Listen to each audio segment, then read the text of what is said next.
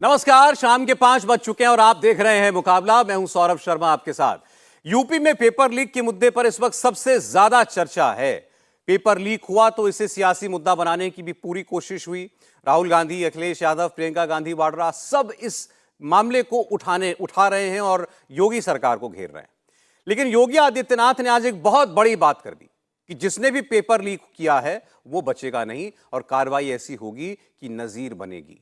संदेश बिल्कुल साफ है और योगी का टारगेट बिल्कुल क्लियर है। जो अपराध करेगा वो बचेगा नहीं। योगी आदित्यनाथ की इस ऐसी बात है जो उन्हें और नेताओं से अलग बनाती है। योगी आदित्यनाथ ने आज ये भी कहा कि जिन्होंने ये काम किया है, जो भी नौजवानों के भविष्य के साथ खिलवाड़ कर रहे हैं, इनको मैं ना घर का छोड़ूंगा ना घाट का छोड़ूंगा। आज इसी पेपर लीक मामले को लेकर जो पॉलिटिक्स हो रही है उस पर हम लोग चर्चा करेंगे, लेकिन उससे पहले आप जरा सुनिए योगी आदित्यनाथ ने कैसे पेपर लीक और नकल माफियाओं को चेतावनी दी।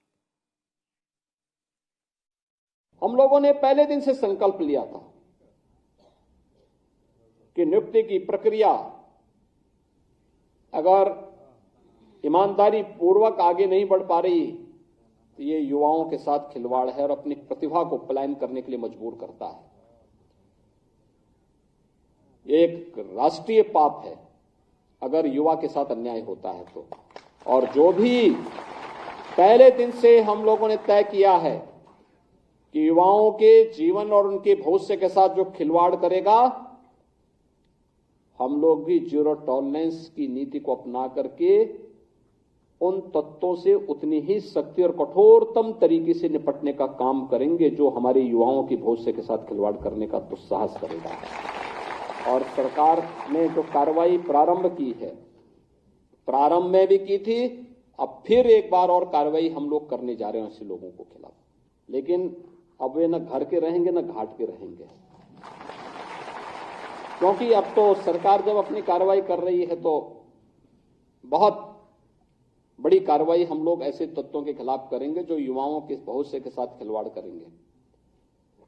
और कार्रवाई भी ऐसी होगी क्योंकि हम लोग जब कार्रवाई करते हैं तो उसको एक ऐसा प्रस्तुत करते हैं वो नजीर बन जाए, नजीर बनवाएंगे, दोषियों को के सामने उदाहरण प्रस्तुत करवाएंगे।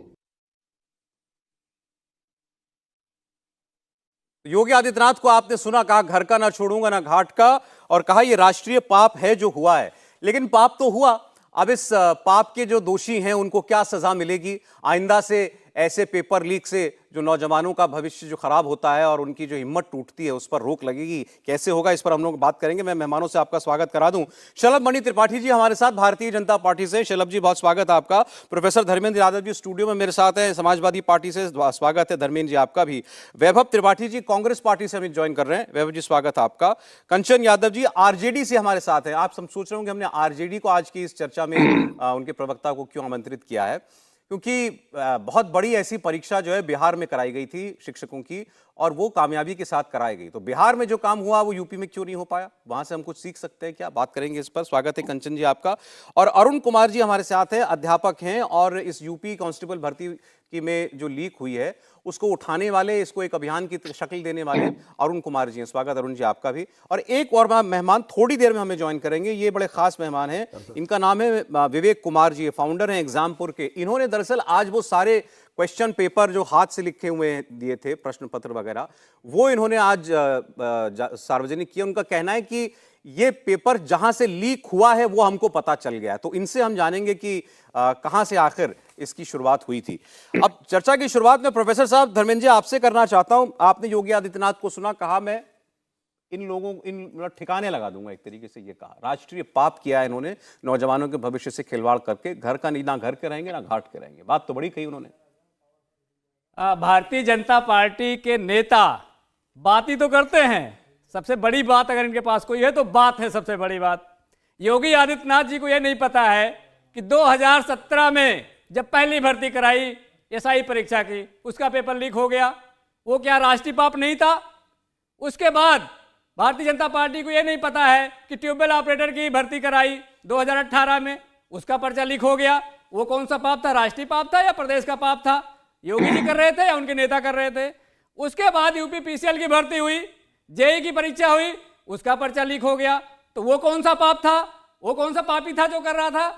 भारतीय जनता पार्टी की सरकार में उत्तर प्रदेश में जितने एग्जाम का नाम आप जानते हो, चाहे शिक्षकों के लिए टेट की परीक्षा हो, चाहे विश्वविद्यालय की बीईटी की परीक्षा हो, चाहे आपके बीएड की परीक्षा हो, कोई ऐसी परीक्षा नहीं है जो भारतीय जनता पार्टी की सरकार में इसका पर्चा लीक नहीं ठीक हुआ है। हो। कोई पर्चा आपकी सरकार में लीक हुआ था कि नहीं? नहीं, हमारी 12 सरकार से में कोई 17 पर्चा- वाली सरकार में मैं हमारी सरकार में जो पर्चा लीक हुआ था उस पर हमने जांच किया था, उस पर कार्रवाई की थी। ये भी हमारे कर पास रहे हैं दूसरा कार्रवाई, पर्चा लीक ये नहीं भी हुआ। कह रहे हैं हम कार्रवाई कर रहे हैं। इनके पास एक भी पर्चा ऐसा नहीं जो लीक नहीं हुआ। कार्रवाई कर रहे हैं। मुझे बताइए कि जब हमने 17-18 तारीख का जब एग्जाम हुआ था, 17 तारीख से पहले ही हमने कह दिया कि ये पर्चा लीक हो रहा है, अभ्यर्थियों ने दे दिया, तो भारतीय जनता पार्टी 7 दिन तक किसको बचाने का प्रयास कर रही थी? और राष्ट्रीय पापी कौन है? एक सेकंड, मैं शलभ आपको जी, बता रहा हूं। शलभ जी जवाब दीजिए। शलभ मणि त्रिपाठी जी। सौरभ जी, उत्तर प्रदेश में पिछले 6 वर्षों के दौरान 7 लाख भर्तियां हुई हैं। तो ये 7 लाख भर्तियां जो हुई हैं, उनमें जो बच्चे सेलेक्ट हुए, वो उनमें करीब 2.25 लाख पुलिस के लोग भी हैं, विभिन्न विभिन्न विभागों के लोग हैं, अलग अलग डिपार्टमेंट्स के लोग हैं, वो नौकरियां करना शुरू कर चुके हैं। तो 7 लाख भर्तियां 6 सालों के भीतर हुई हैं। निश्चित तौर पे कहीं भी अगर कोई क्वेश्चनिंग हुई है, कहीं पे कोई सवाल उठा है, तो उस पर कार्रवाई हुई है। जो लोग बार बार ये कह रहे हैं कि ये पर्चा लीक हुआ, वो पर्चा लीक हुआ, तो ये इनको भी पता है कि ये झूठ बोलने के अलावा कुछ नहीं कर रहे हैं। हाँ, इस परीक्षा को लेकर जो बात आई है, जो लोग ये कह रहे हैं कि हमने ये बात उठाई, इनको ये पता होना चाहिए कि जैसे एग्जाम हुआ है, कांस्टेबल खुशहाल सिंह की तरफ से एक मुकदमा लिखवाया गया। जैसे ही परीक्षा होने वाली थी, खुशहाल सिंह ने एफआईआर दर्ज कराई कि कुछ व्हाट्सएप पे पेपर मिला है, इसकी जांच की जाए, ये पेपर कैसा है। तो सरकार ने स्वतः संज्ञान लिया। क्या हम इनकी सरकार की तरह छोड़ें कि हम उसको लेकर छोड़ देते? नहीं, बच्चे शलभ जी चिल्लाते देखिए, रहते हैं, आरोप ये लगाया जा रहा है आपके ऊपर, आपकी सरकार के ऊपर, कि आप लोग तो इस पेपर लीक के मामले को रफा दफा कर देना चाहते थे, इसीलिए आप लोगों ने समय लिया। लोगों ने तो, अभ्यर्थियों ने पहले ही प्रमाण देने शुरू कर दिए थे कि हमारे पास पेपर आ गया। लेकिन जब लखनऊ में जाकर प्रदर्शन होने लगे, बहुत सारे वहां छात्र जुट गए, और कांग्रेस पार्टी, तो मैं अभी पूछूंगा वैभव जी से, राहुल गांधी जी ने ये ट्वीट करके बोला है कि कांग्रेस पार्टी के प्रदर्शन की वजह से ये योगी सरकार को ये पेपर जो है ये रद्द करना पड़ा। सौरभ भाई, मैं कह रहा हूं ऑन रिकॉर्ड है, ये परीक्षा जैसे ही शुरू हुई है, जैसे ही प्रोसेस शुरू हुआ है, पुलिस की तरफ से एफआईआर दर्ज कराई गई है, और बच्चों ने उसको भी इशू बनाया, पॉलिटिकल लोगों ने उसको भी इशू बनाया। उठा के ट्वीट्स देख लीजिए कि उसको इशू बनाते हुए कहा कि देवेंद्र जी अपनी बारी। हाँ बिल्कुल, अरे बोलने दीजिए। तो पुलिस ने स्वयं एफआईआर दर्ज कराई है। पुलिस मतलब सरकार ने स्वयं एफआईआर दर्ज कराई।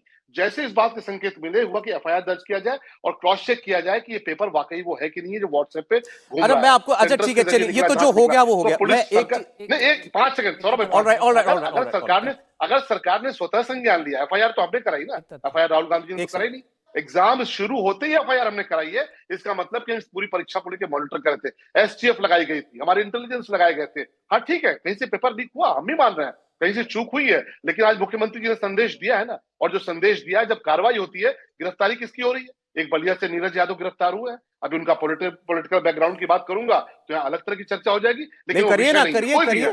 नीरज यादव गिरफ्तार हुआ, मतलब क्या बैकग्राउंड क्या है? सबको पता है। नहीं, सबको पता है वो कौन सी पार्टी से जुड़े हुए हैं, कौन सी पार्टी से उनका ताल्लुक है। इनकी समाजवादी पार्टी से जुड़ा हुआ पेपर लीक वाला। नहीं, वो आने दीजिए, इन्वेस्टिगेशन होने दीजिए। मैं बोलूंगा तो पॉलिटिकल व्यक्ति की बात को कोई मानेगा नहीं। इन्वेस्टिगेशन होने दीजिए, बहुत सी चीजें आई हैं, पब्लिक डोमेन में है। लेकिन अनिल यादव कौन नाम भी आया, उसका नाम लीजिए, दूसरा भी नाम आया। हाँ ठीक है, कोई उपाध्याय बोलूंगा, जातियों के आधार पर इसीलिए तो पेपर नहीं करवा पा रहे हैं। आपको नकल माफिया नहीं पकड़ने हैं, आपको जाति पकड़नी है। तो जब नकल माफिया नहीं पकड़ पाओगे तो जाति में बांट दोगे। अरे जाति को मत पकड़ो, नकल माफिया को पकड़ो। बोलने दीजिए। अच्छा ठीक है, अच्छा 15 सेकंड और, हाँ कंप्लीट कीजिए। आप जातिवादी व्यक्ति है, मैं कहता हूँ कोई उपाध्याय का नाम आया है, एक कोई नीरज यादव का नाम आया है, और ये नीरज यादव जो है कौन सी उपाध्याय का नाम लेने में आपको 5-10 मिनट लग जाएंगे। बोल तो रहा हूँ, अरे भाई क्यों लग जाएंगे? क्यों नहीं लिया पहले बताओ ना मुझे। आप उसको दोबारा सुन लीजिए जाके, क्योंकि गिरफ्तारी किसकी हुई है? मैं कहता हूँ गिरफ्तारी की बात मत करिए आप। गिरफ्तारी को मुख्यमंत्री के होनी चाहिए। आपके सवालों का जवाब, मुख्यमंत्री गिरफ्तार होना चाहिए, बिल्कुल होने चाहिए, पेपर लीक पे बिल्कुल होने चाहिए। मुझे बताइए कि इतना बड़ा पर्चा, इनकी सोच है, इतना बड़ा एग्जाम, इनकी सोच है। इनके बिना सौरभ भाई, कैसे हुआ? यूपी लोक सेवा आयोग की परीक्षा होती थी, अनिल यादव उसका चेयरमैन होते थे, और अनिल यादव नौकरियां बेची गई। किस प्रकार से अनिल यादव के समय में नौकरियां बेची गई। 50 लाख में एसडीएम बनाए जाते थे, 40 लाख में आपका आरटीओ का अधिकारी बनाया जाता था, 30 लाख में रेवेन्यू अधिकारी बनाया जाता था, और सीबीआई जांच हो रही। सीबीआई जांच में ऐसे ऐसे प्रमाण मिले कि जिन बच्चों को टॉप कराया गया उनसे पूछा गया भारत के राष्ट्रपति कौन थे, जब सीबीआई ने सवाल करना शुरू किया। और डीजीपी का बेटा है, मैं बोल रहा हूँ कि डीजीपी का बेटा है, मैं नाम लूंगा तो विवाद खड़ा होगा। डीजीपी का बेटा है, टॉप कर गया। उससे पूछा गया कि भारत के राष्ट्रपति कौन है, नहीं बता पाया, एसडीएम बनाया गया, बाद में पता चला 50 लाख रुपए लिया गया। तो जो लोग इस प्रकार की भर्तियों को दबाते चले आए, जिन्होंने भ्रष्टाचार किया, आप परेशान मत होइए, हम बच्चों के साथ हैं, नौजवानों के साथ धर्मेंद्र हैं। यादव जवाब और देंगे इसीलिए आपकी बात का। मुख्यमंत्री धर्मेंद्र ने यादव जी, आज भी उत्तर प्रदेश लोक सेवा आयोग में हजारों अभ्यर्थी जो आपके आरओ परीक्षा अनिल यादव कौन और थे? एआरओ परीक्षा के अनिल यादव कौन पेपर थे? लीक अनिल के यादव लिए तो बोलिए ना। संघर्ष कर रहे हैं। आप अनिल यादव उसको भी कौन थे? मानिए। आप उत्तर रिश्तेदार तो प्रदेश नहीं थे? पुलिस भर्ती को पहले नहीं मान रहे थे। रिश्तेदार आप थे, उसको समाजवादी मानिए। पार्टी की उसके बाद सरकार ने सुनिए, उनको चेयरमैन बना दिया गोरखपुर था। विश्वविद्यालय में कोई आपके मंत्री ने काबिलियत अपने नहीं भाई थी। को नौकरी दिलवा दी। तमाम ईडब्ल्यूएस प्रोफेसरों को किनारे करके, तमाम डीसी को किनारे करके अनिल यादव कौन थे? पार्टी ने मैंने लोक 10 सेवा पेपर आयोग के नाम में अनिल बताए। यादव को क्यों ऐसा बैठाया कौन सा था? पेपर हुआ जिसमें 50 भारतीय जनता लाख में पार्टी ने SDM क्यों बनाते पेपर लीक थे? नहीं कराया? 40 पेपर लाख लीक में कैसे होता ICU मुझे क्यों बनाते बताइए। थे? अगर भारतीय जनता 35 पार्टी लाख के में नेता नहीं सेंसेक्स शामिल अफसर है क्यों तो बनाते पेपर थे? कैसे लीक हो जाएगा? अच्छा चलिए, अच्छा एक सेकंड। धर्मेंद्र जी त्रिपाठी जी एक सेकंड। अब जरा मैं वैभव जी की बात सुन लूं। वैभव जी, आपके राहुल गांधी ने ये दावा किया कि हमारे दबाव की वजह से योगी आदित्यनाथ को ये पर्चा रद्द करना पड़ा, दोबारा इम्तिहान कराने जा रहे हैं। जी बिल्कुल, राहुल गांधी जी ने ही बनारस और प्रयागराज में उस दिन पहली परीक्षा हो रही थी। बनारस में बच्चों ने कहा कि पेपर लीक हुआ है सर, और सरकार सुनने को तैयार नहीं। सलभ भाई थोड़ा गलत बोल गए कि 7.5 लाख लोगों को नौकरी दे दी गई। दूसरी गलती इनकी ये है कि इन्होंने कहा स्वतः FIR दर्ज हुई। नहीं जी, खूब जब दबाव बना, लड़के प्रदर्शन करने लगे, मजबूरी में आके आपकी सरकार ने फिर FIR और जांच की। और तो अगर लड़कों ने प्रदर्शन किया तो आप क्यों क्रेडिट ले रहे हैं? सर प्लीज प्लीज हाँ। प्लीज, अरे राहुल गांधी ने उन छात्रों को अपने पास बुला के उनकी बात को न्याय यात्रा में उठवाया। अच्छा, उनसे पूछा कि आप अपनी बात बताओ, आप जिस चीज के लिए पीड़ित हैं हम उसके लिए न्याय दिलाएंगे। न्याय यात्रा में इसी बात का तो श्रेय है। दूसरी चीज मैं आपको बता दूं, 7 साल में 7 लीक, ये टेट परीक्षा में भी लीक कराते हैं। पुलिस भर्ती, RO, tubewell operator, UPPCL, inspector भर्ती, SI भर्ती, हर मामले में तो लीक हुई है। और आज योगी जी बड़ी बेशर्मी से ये बात कह देते हैं कि हम अब कदम उठाएंगे। 7 साल से सोए थे क्या? किस लिए? अब आगे आ जाते हैं। जो बात आप कह रहे थे कि मंत्री, शिक्षा मंत्री अनुसूची 3 के तहत शपथ लेते हैं गोपनीयता की, और अगर उनके अंडर के कर्मचारी, ये लीक क्या किसी बाहर के आदमी ने थोड़ी किया है, कर्मचारी अधिकारी ने तो किया है। नेता की जिम्मेदारी है कि नहीं? अनुसूची 3 के लिए जब वो शपथ ग्रहण करते हैं तो उनकी नैतिक जिम्मेदारी बनती है, उनका रेजिग्नेशन होना चाहिए। लेकिन ये सरकार है क्या? सिर्फ बयानवीरों की सरकार है। अच्छा, ठीक है। 7 साल में आज योगी जी जागे हैं, कह रहे हैं हम जवाब ले लूं वैभव जी, ठीक है। ये आपकी बात, आपने रहेंगे कहा ना ये बयानवीरों की सरकार है। शलभ जी देखिए, एक बात तो सही है ये कि योगी जी की जो इमेज बनी हुई है हमारे सामने, एक टफ एडमिनिस्ट्रेटर की और कानून का राज स्थापित करने वाले एक व्यक्ति के तौर पर, कठोर फैसले लेने वाले के तौर पर, उनके शासन में ऐसा होता है तो वाकई लगता है कि भैया गड़बड़ हुई।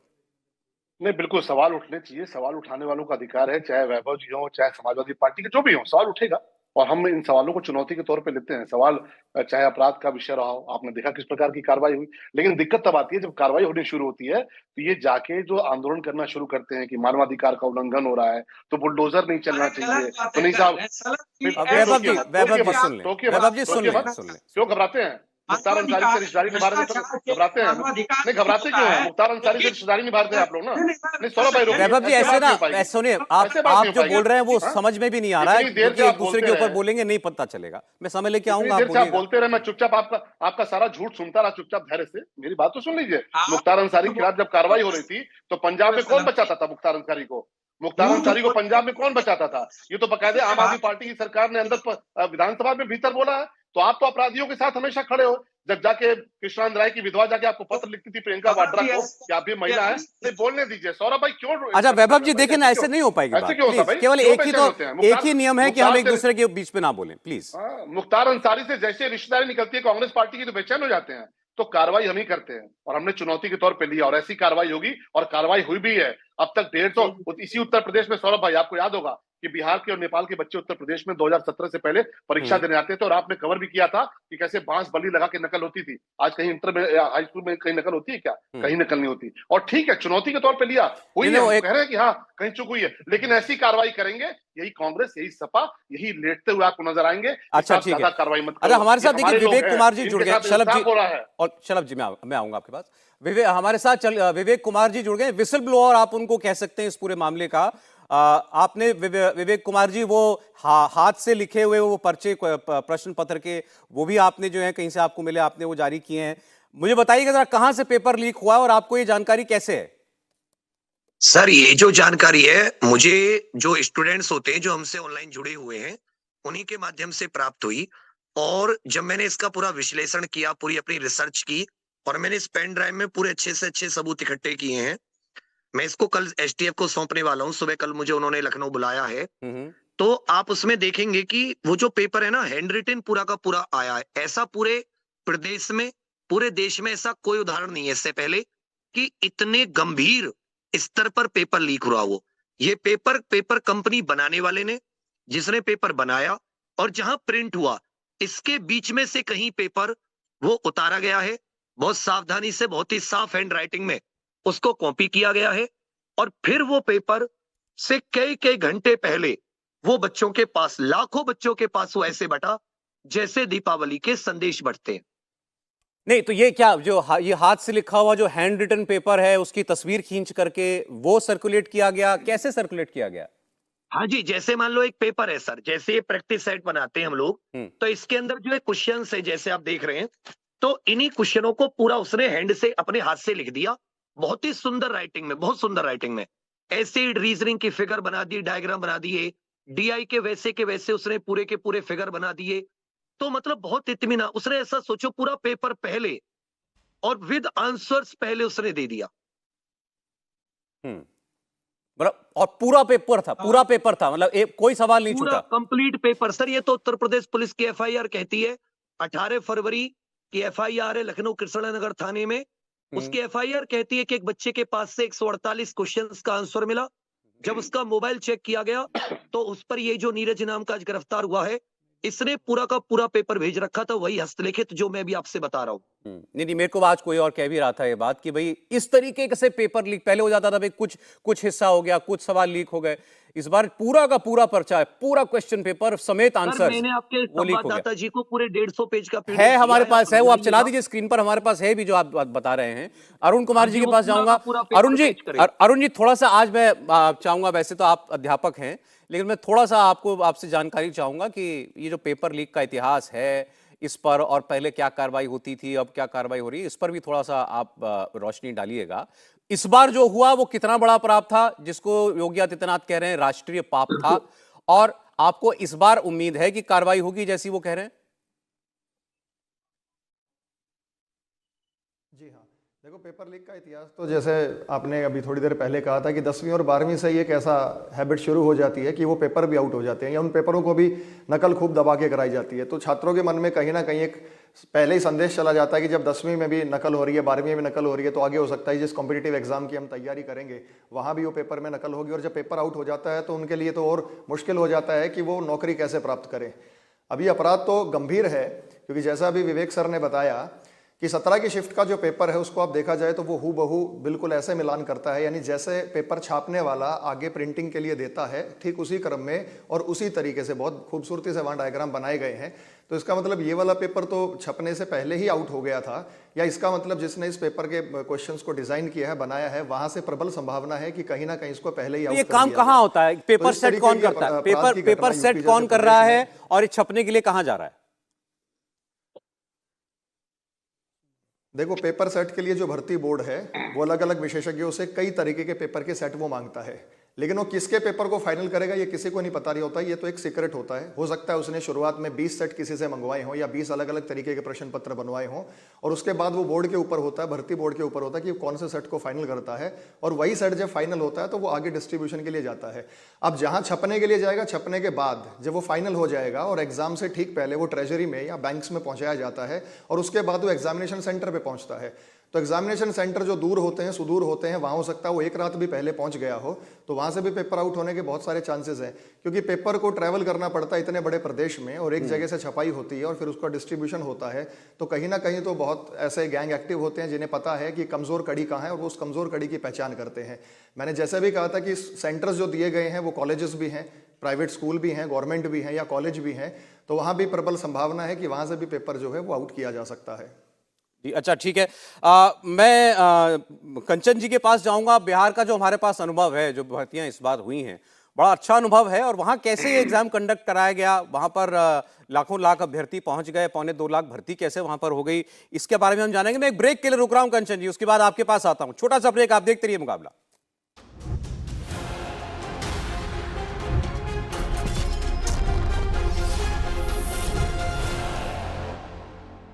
यूपी में पेपर लीक बड़ा मुद्दा बना। लाखों अभ्यर्थी, लगभग आप समझिए 48 लाख आवेदन आए थे इस भर्ती के लिए, और उन अभ्यर्थियों के ऊपर क्या बीती होगी जब पेपर लीक हो गया। लेकिन योगी आदित्यनाथ ने आज बड़े सख्त लहजे में कहा कि ऐसा करने वालों को ना मैं घर का छोड़ूंगा ना घाट का। याद कीजिए, एक बार माफिया के बारे में उन्होंने ऐसे ही कहा था, असेंबली में कहा था, मिट्टी में मिला देंगे, और उसके बाद जो कार्रवाई हुई थी हम सबने देखी थी। अब उम्मीद कर रहे हैं कि इसके बाद भी ऐसी कार्रवाई हो। मेहमान हमारे साथ हैं, और कंचना यादव जी हमारे साथ हैं। बिहार में देखिए, जब अभी पिछली सरकार थी वहां पर, मतलब नीतीश कुमार जी मुख्यमंत्री थे, तेजस्वी यादव उप मुख्यमंत्री थे, 2.25 लाख टीचर भर्ती हुई, और देश भर से लोगों ने वहां पर आवेदन करके वहां पर जाकर के एग्जाम दिया था। वो भी हमको याद है, क्योंकि हम लोगों ने उसको कवर किया था, कैसे कैसे उनका रहने का इंतजाम और सब कुछ। अव्यवस्था हर जगह पर थोड़ी बहुत होती है जब इतने बड़े पैमाने पर लोग जाते हैं, लेकिन पेपर लीक नहीं हुआ वहां पर। तो कंचना जी हमको बताएंगे क्या बिहार में कैसे किया गया था ये? देखिए, ये तो भर्ती बोर्ड करता है, लेकिन एक चीज मैं आपको बहुत साफ साफ बता दूं कि आज देश में 2 मॉडल है, एक आरजेडी का तेजस्वी मॉडल है और एक बीजेपी का योगी मॉडल है। आप भी मॉडल की बात कर रहे थे, वो जो स्टेटमेंट आपने यूज किया है ना घर का ना घाट का, वो उस पर भी मैं आऊंगी। उसी घाट पे जो 3.5 लाख के दिए, 3.5 करोड़ दिए जलाए जाते हैं, तो ये ध्यान रखा जाता है कि तेल कहीं लीक ना हो जाए। लेकिन यहाँ भर्ती परीक्षा में पेपर लीक को नहीं कंट्रोल कर पाए, और आप उनकी मिसाल दे रहे हैं, ये तो गजब बात है। और दूसरी बात बता दें आपको, मात्र 17 महीने में 5 लाख से ज्यादा भर्तियां बिहार में हुई, और जब तेजस्वी जी सरकार में थे और शिक्षा मंत्री जो थे वो हमारे पार्टी से थे, 5 लाख भर्ती हुई, लेकिन एक भी पेपर लीक नहीं हुआ। और महाकुंभ लगा, जो नियोजक पत्र का जो नियुक्ति पत्र होता है उसको दिया गया, महाकुंभ लगा रोजगार का। क्या वैसा महाकुंभ कभी योगी जी और मोदी जी कर पाएंगे? बड़े बड़े वादे तो किए थे 2 करोड़ नौकरी का, कहाँ है 2 करोड़ नौकरी? यहाँ पर कहा जा रहा है हमने 7 लाख नौकरी दिया। अरे 22 करोड़ बच्चे फॉर्म भरे हैं, ईपीएफओ का डेटा है, और 8 साल में सिर्फ 7 लाख लोगों को नौकरी मिली है। देश भर में आप कह रहे उत्तर प्रदेश में 7 लाख मिली है, इतना झूठा आंकड़ा नेशनल टेलीविजन पे तो बताइए भाई साहब, ये गलत बात मत कीजिए। एक 30 सेकंड का और टाइम लूंगी, एक उदाहरण दूंगी मैं। 2004 में अटल बिहारी वाजपेयी जी की जब सरकार थी, एक पेपर लीक हुआ था, एआईपीएमटी का, सीबीएसई बोर्ड कराती थी, और महीने के अंदर 15 दिन के अंदर अटल बिहारी वाजपेयी जी ने उस पेपर को फिर से कंडक्ट करवाया एग्जाम को। लेकिन एक माहौल देश भर में बन चुका था कि ये सरकार हमें संभाल नहीं पा रही है, लाख जो इंडिया साइनिंग कर रहा हो, लेकिन यूथ जो है उस सरकार के खिलाफ हो गया और खिलाफ वोट किया, और 2004 में यूपीए की सरकार बनी। अरे आप 60,000 का लीक करवा दिए, स्टूडेंट जो करने जाते थे 50 लाख बच्चे थे, और कैसा एक बच्चा ब्रिजेश पाल, उसने तो सुसाइड कर लिया। आज आपने जब योगी आदित्यनाथ जी जब बोल रहे हैं, उनके माथे पर सिकन भी नहीं है, मुस्कुरा कर बोल रहे हैं, ये तो बेहयाई और बेशर्मी की हद है। अच्छा ठीक है कंचना जी, ओके कंचना जी, ओके। तेजस्वी यादव ने 5 लाख भर्ती कर ली, यूपी में कितनी भर्ती हुई, उन्होंने उनका पेपर पर्चा आउट नहीं हुआ, यूपी में पर्चा आउट हो गया। शलभ जी, अब देखिए, मैं उस पर कुछ टिप्पणी नहीं करना चाहूंगा। सौरभ भाई, मुझे लगता है कि आपने बहुत सारी सकारात्मक चीजें उसमें देखी हैं, लेकिन कुछ यूट्यूबर्स ने उन लोगों का भी इंटरव्यू चलाया जो लोग सेलेक्ट हुए हैं बिहार के भीतर। मैं कोई नकारात्मक टिप्पणी नहीं करूंगा, लेकिन जो लोग सेलेक्ट हुए हैं उनका इंटरव्यू कुछ यूट्यूबर्स ने चलाया। मुझे लगता है सौरभ भाई, उसको भी आपको जरूर देखना चाहिए। और बहुत सारे लोग जब अपॉइंटमेंट लेटर लेके गए कि फला स्कूल में ज्वाइन करने जा रहे हैं, तो पता चला स्कूल तो है नहीं वहां पे, ना बिल्डिंग है ना स्कूल है। तो इस प्रकार से जो भर्तियां हुई हैं, मैं कुछ कहना नहीं चाहूंगा। अभी जब स्कूल नहीं है, वहां पे ज्वाइनिंग नहीं हुई है, तो सैलरी कहाँ से देंगे, कैसे करेंगे, खैर ये उनका विषय है। लेकिन मैं, बहन जी, आप आरटीआई लगा लीजिए, आप आरजेडी में हैं बिहार में आप आरटीआई लगा लीजिए, आपको पता चलेगा किस प्रकार से उत्तर प्रदेश में 7 लाख भर्तियां हुई हैं और इन भर्तियों में जो बच्चे सेलेक्ट हुए हैं नौकरी भी कर रहे हैं। और इसीलिए हम कहते हैं कि अगर योगी जी ने विधानसभा के भीतर कहा आप शिकन के चक्कर मत पड़िए, जब योगी जी कार्रवाई करते हैं तो शिकन आप लोगों के चेहरे पे आती है। जब उन्होंने विधानसभा के भीतर कहा कि मिट्टी में मिला देंगे और जब मिट्टी में मिलने शुरू हुए तो शिकन आरजेडी, सपा, बसपा, कांग्रेस के चेहरे पे आई। और जब फिर कहा है, और कार्रवाइयां पहले भी हुई हैं, नकल माफियाओं के खिलाफ, जो पेपर लीक वाले उनके खिलाफ पहले भी कार्रवाई हुई है और उसी के चलते अनिल यादव के खिलाफ कार्रवाई हो रही है। और इस बार जब योगी जी ने कहा है तो भी कार्रवाई होगी। पेपर को लेकर जो भी असुविधा हुई है, हमें निश्चित तौर पर इसको लेकर कष्ट है क्योंकि बच्चों को परेशानी हुई, लेकिन बच्चे भी चाहते थे। और देखिए हमारे जो विसिल ब्लोअर हैं विवेक कुमार जी, उन्होंने स्वयं बताया कि एफआईआर जो रजिस्टर हुई है वो पुलिस ने स्वयं रजिस्टर की। तो यहाँ जो लोग बैठ के चले आए राजनीतिक तमाशा करने, उनको तमाशा करने की आवश्यकता नहीं, क्योंकि योगी जी ने एसटीएफ लगा रखी थी, एलआईयू लगा रखी थी, पुलिस के लोग मुस्तैद थे, प्राइवेट सेक्टर्स के भी बहुत सारे लोग लगाए गए थे। और इसीलिए फौरन पुलिस को जैसे ही मिला कि 150 क्वेश्चन कहीं पे आया है, फौरन एफआईआर अगर कराई है तो उत्तर प्रदेश की सरकार ने स्वयं कराई। और जांच के बाद, क्योंकि कल को बस 5 सेकंड सौरभ भाई, कल को कोई कोर्ट न चला जाए, इसलिए 5-7 दिन का समय लगता है कि आप तथ्य जुटाकर, कल को आप पेपर कैंसिल करना है, कोई चला जाए कि भाई पेपर क्यों कैंसिल किया, तो 5-7 दिन के लिए तथ्य जुटाने पड़े। लेकिन एसटीएफ लगी है, गिरफ्तारियां शुरू हो गई है, ऐसी कार्रवाइयां होगी कि शिकन आपके चेहरे पे आए। ठीक है, आपको तीनों लोग जवाब देना चाह रहे हैं, बोलिए प्रोफेसर जी। सलभ जी, सबसे पहले तो मैं आपसे ये सवाल करना चाह रहा हूं कि अगर पेपर 17 को होना है और 16 को ऑनलाइन प्लेटफॉर्म पे अवेलेबल हो गया, तो उसमें ऐसी क्या जांच कर रही जो 7 दिन लगा दी? ये जांच इसलिए कर रही थी क्योंकि अपने लोगों को कैसे बचाया जाए, बड़ी मछली कैसे ना फंसे, वो भारतीय जनता पार्टी कहना चाहती थी। अब आपको मिर्ची लगने लगी, रुक जाइए। आप कह रहे हैं कि उत्तर प्रदेश सरकार ने एफआईआर कराई है। आपके ही पोर्टल पे, आपके ही हैंडल से बताया गया है कि 1500 अभ्यर्थियों ने अलग अलग सोर्सों से क्वेश्चन पेपर को उत्तर प्रदेश सरकार और भर्ती बोर्ड को भेजा।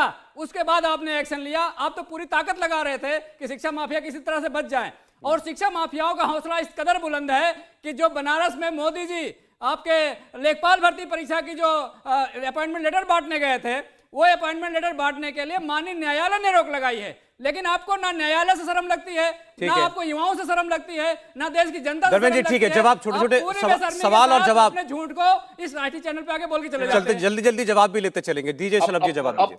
अब प्रोफेसर साहब अपनी बातों में खुद ही झूठ में पकड़े जा रहे हैं। हम तो कह रहे हैं कि एफआईआर भी कराई, बच्चों से सबूत मांगे, लिखा पढ़ी मांगा। अरे प्रेस नोट तो आपको भी क्या होगा कि एफआईआर कराई और बच्चों से कहा कि जो भी आपके पास प्रमाण है, क्यों, क्योंकि जांच तो करनी पड़ती है। आप कल को धर्मेंद्र यादव कोर्ट चले गए भाई कि क्यों आप कैंसिल कर रहे हैं, क्योंकि बहुत से हो सकता है कि इनमें से बहुत से ऐसे लोग हों जो नीरज यादव पकड़े गए हैं, हो सकता है उनके लोग कोर्ट चले जाए, तो हमें तस्वीर चाहिए। लेकिन एफआईआर कराइए। यादव और उपाध्याय में क्यों आप लोग उलझ जा रहे हैं? यादव उपाध्याय भी पकड़ा जाएगा, 10 बार बोले, उपाध्याय भी बोल दीजिए एक बार। होगी नहीं आपकी, उपाध्याय को रिश्तेदारी तो है नहीं आपकी, उसे बचाने के लिए प्रयास कर रहे थे आप। अरे प्रोफेसर साहब, विकास दुबे आपको याद है कि नहीं? अरे बिल्कुल याद है मुझे, बिल्कुल याद है। उपाध्याय भी याद है, विकास दुबे भी याद है, समाजवादी पार्टी उपाध्याय भी याद है, विकास दुबे भी याद है, विवेक मिश्रा भी याद है। अच्छा छोड़िए, यादव हो, उपाध्याय हो, दीक्षित भी याद है जिसको जला दिया था आप लोगों ने। यादव, उपाध्याय, दुबे, पटेल जो हो, पकड़ के सख्त कार्रवाई हो। अच्छा एक सेकंड, अभी आपने कहा कि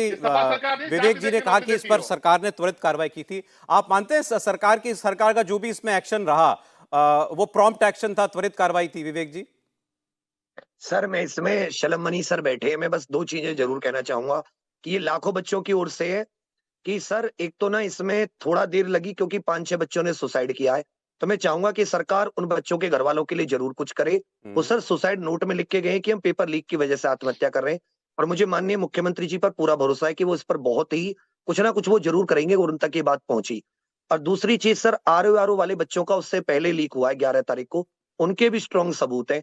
कृपया इस पूरे नकल माफिया, इस पूरे नेटवर्क को तोड़िए सर, और इनको ऐसी सख्त से सख्त सजा दिलवाइए कि इनकी मतलब 7 पुश्तें तक इन बच्चों के साथ, गरीब बच्चों के साथ अन्याय ना करें, और ये पेपर लीक का पूरा तंत्र ही खत्म हो जाए प्लीज सर। इन 2 चीजों पर जरूर आप प्रकाश डालिए। वैभव जी बोलिए।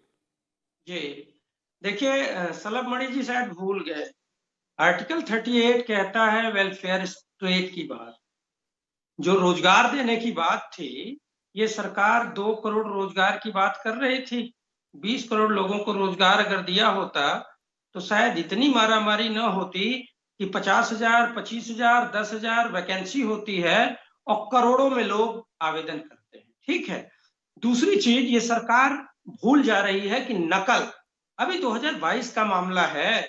यूपी बोर्ड में सलभ मणि जी बलिया के जो हमारे साथी ओझा दिग्विजय सिंह और एक मनोज गुप्ता ने उसको ओपन किया था, उन्होंने तो दिखाया कि देखिए पेपर लीक हुआ है, और आपकी सरकार ने उनको जालसाजी में गिरफ्तार किया और कितने महीने तक गिरफ्तार करके रखा। सरकार को शर्म नहीं आई कि जिसने बताया कि पेपर लीक हो रहा है, आपकी सरकार में नकल हो रही है, बाकायदा 25-25 जिलों में हो रही है, आप उस पर कोई कार्रवाई नहीं कर पाए। पीछे 7 वर्षों का रिकॉर्ड है कि जितने पेपर लीक हुए हैं, एक भी में कोई कार्रवाई हुई हो तो सलभ मणि जी बता दें, और मुख्यमंत्री जी को तो जरूर बताना चाहिए। एक बात और मैं कहना चाहता हूं, जो अभी कह रहे हैं आरओ के लिए क्यों नहीं कैंसिलेशन हुआ, उसको भी कर देना था। मुख्यमंत्री जी उसके लिए क्यों बात कर रहे हैं कि नहीं हम कर रहे हैं। और जितने विसिल ब्लोअर हैं उनको टारगेट कौन करता है? योगी सरकार करती है, मोदी सरकार करती है। आपको एक और मामला, चाहे किसी भी मामले में हो, जिसने विसिल ब्लोअर का काम किया, जिसने भी खुलासा कर दिया हो, सोनभद्र का एक मामला है, मिड डे मील में नमक भात दे रही थी ये योगी सरकार, जो गरीबों के हितैषी होने का स्वान रचती है, उसी पत्रकार को अरेस्ट करके जेल में डाल दिया, 8 महीने तक वो जेल में रहा। सलभ मणि जी, आप भूल जाते हैं कि जो बच्चे हैं, आपने पता नहीं कहां 7 लाख के आंकड़े बता दिए कि कब आपने 7 लाख लोगों को नौकरी दे दी। आप गिना देते, अरे आरटीआई हम लगाएंगे, लेकिन आपकी सरकार ने आरटीआई को ही कमजोर किया है। आपको पहले आरटीआई की बात कर रहे हैं ना, मैं आपको बता दूं 2005 में आरटीआई एक्ट बना था, 14 में तक कांग्रेस की सरकार थी, लगभग 9 सालों में मात्र 2700 आरटीआई रिजेक्ट हुई। लेकिन आपके जो मोदी सरकार है उसने आरटीआई को ऐसा बौना किया कि 2014 से 16 के बीच में 9000 आरटीआई रिजेक्ट हुई। ठीक है, ठीक है, जवाब नहीं देते हैं। अच्छा ठीक है वैभव जी, वैभव आरटीआई का विषय भी आ गया, ठीक है, एक मिनट जरा उत्तर ले लूं आपकी बातों का। अरुण सर, मैं आता हूं आपके पास, एक इंपॉर्टेंट सवाल मेरे पास आया आपसे पूछने के लिए, एक बार शलभ जी का उत्तर आ जाए। अब देखिए, मैं वैभव जी को सुन रहा था। वैभव जी, हमारे अंदर इतनी संवेदना है कि हमने कैंसिल किया, हमने गिरफ्तारियां शुरू की। राजस्थान में तो आपके जो लोग बैठे हुए हैं और पार्टी के जो लोग हैं जिनके रिश्तेदार भर्ती हुए, एक परिवार से नहीं, बिल्कुल टोकिए बात, सौरभ जी रोकिए। वैभव जी, वैभव जी, गलत बात, गलत बात। आपने बोला, इन्होंने सुना। वैभव जी, आपने बोला, इन्होंने सुना। ये सौरभ भाई, क्यों मिर्ची लगती? डोटासरा जी है ना, कांग्रेस पार्टी के अध्यक्ष, नाम बताना शुरू करूं क्या कि कौन कौन से रिश्तेदार भर्ती हुए वहां पे? तमाम अधिकारियों की भर्ती में पूरी की पूरी कांग्रेस पार्टी के नेताओं के बच्चे तो भर्ती हो गए राजस्थान के भीतर। क्यों नहीं आप रोजगार, क्यों नहीं? वैभव जी, वैभव जी, ऐसे नहीं, ऐसे नहीं। शलभ जी की आवाज है, शलभ जी की आवाज है। देखिए, कितने लोगों ने, कांग्रेस ने क्या किया राजस्थान के भीतर में? आपने लाठियों से पिटवाया, आपने छात्रों को के साथ दुर्व्यवहार किया, और जब बच्चे राजस्थान से चल के उत्तर प्रदेश में आए तो कांग्रेस दफ्तर में पीटे गए। तब योगी जी ने उन बच्चों के रहने की व्यवस्था की। आपके यहाँ से जो यादव जी चुनाव भी लड़ गए थे इस बार, वो सारे उनके नेतृत्व में बच्चे आए थे, और उन बच्चों के रहने खाने की व्यवस्था हमने की। हम तो वो नहीं है कि जो उसको ढकते तोपते हो, हम तो कार्रवाई करते हैं। और आप बात कर रहे हैं कि विसिल ब्लोअर्स की, ये जो आजकल ट्विटर पे दिखते हैं ना, जो तथाकथित विसिल ब्लोअर्स, जो केवल जिनको इस बात से नफरत है कि मोदी जी क्यों इस देश के लिए कुछ कर रहे हैं, तो हाँ, हम उनको पत्रकार नहीं मानते। क्यों? क्योंकि वो पक्षकार हैं, वो पत्रकार नहीं है। सौरभ जी पत्रकार हो सकते हैं, हमसे कड़वे सवाल पूछने का इनको अधिकार है, लेकिन आपकी दुकान से रुपया लेकर जो लोग केवल एक पक्ष की बात करते हो, उनको हम पत्रकार नहीं मानते। और जिन अच्छा ठीक है शलभ जी, उनमें जांच में ये बातें आई कि किस प्रकार से प्लांटेड स्टोरी थी, ठीक है, सरकार की छवि खराब करने के लिए, उसके प्रमाण मिले, उसके इलेक्ट्रॉनिक सर्विलांस के जरिए प्रमाण मिले, इसलिए कार्रवाई की। हम कार्रवाई करेंगे, तो तकलीफ सबसे ज्यादा आप ही को होती है। अरुण जी, क्यों? क्योंकि जब भी अच्छा शलभ जी, मेरे पास समय नहीं है, प्लीज मैं अरुण जी के पास जाना चाहता हूं। अरुण जी, ये मेरे से सवाल एक पूछा एक व्यूअर ने कि अरुण सर से ये पूछिए कि देश भर में यूपीएससी के एग्जाम दिए जाते हैं, जेईई की परीक्षाएं होती हैं, ये पर्चे क्यों नहीं कभी आउट होते? जी हाँ सर, बहुत अच्छा सवाल आप लोगों ने पूछा। यूपीएससी की परीक्षा की आप बात करें तो सर उसमें पेपर 1 और पेपर 2, मतलब पहला पेपर ही होता है, उसके बाद 9 पेपर होते हैं, और उसके बाद 7 पेपरों के आधार पर मेरिट बनती है। तो अगर किसी परीक्षा के आप 9-10 चरणों को पार करोगे तो उसको मेरे ख्याल से तोड़ना बहुत मुश्किल होता है, और ज़्यादातर उसमें सब्जेक्टिव होता है, यानी उसमें लिखना होता है। ऑब्जेक्टिव टाइप जहाँ क्वेश्चंस होंगे, जैसे यूपी की परीक्षा में थी, यहाँ पे ऑब्जेक्टिव टाइप क्वेश्चंस थे, तो यहाँ पे जो सॉल्वर गैंग है या जो पेपर आउट कराने वाले हैं उनको भी पता है कि हमें केवल एक पेपर पर मेहनत करनी है, और अगर हम इस एक पेपर को तोड़ लेंगे और एक पेपर के हम आंसर्स प्रोवाइड करा देंगे तो वो बड़ी संख्या में अपना टर्नओवर जनरेट कर सकते हैं। यूपीएससी पर इसलिए कोई हाथ डालना ही नहीं चाहता क्योंकि वहाँ पे 10 पेपर्स हैं और आपको उसको जाने के लिए, और मुझे नहीं लगता कोई ऐसा गैंग होगा जो यूपीएससी लेवल के स्तर के प्रश्नों को बहुत अच्छे से सॉल्व कर ले। उसके बाद इंटरव्यू के प्रोसेस पर भी जाना है, जो कि इंटरव्यू का प्रोसेस यहाँ इस एग्जाम में नहीं है। तो ये एक ईजी टारगेट होता है स्टेट एग्जाम, इसलिए स्टेट एग्जाम्स पर वो जरूर हाथ डालते हैं। अच्छा, अब एक छोटा उत्तर दीजिएगा, समय कम रह गया। अब यूपी में आप इसको इस माफिया को तोड़ना कितनी बड़ी चुनौती मानते हैं?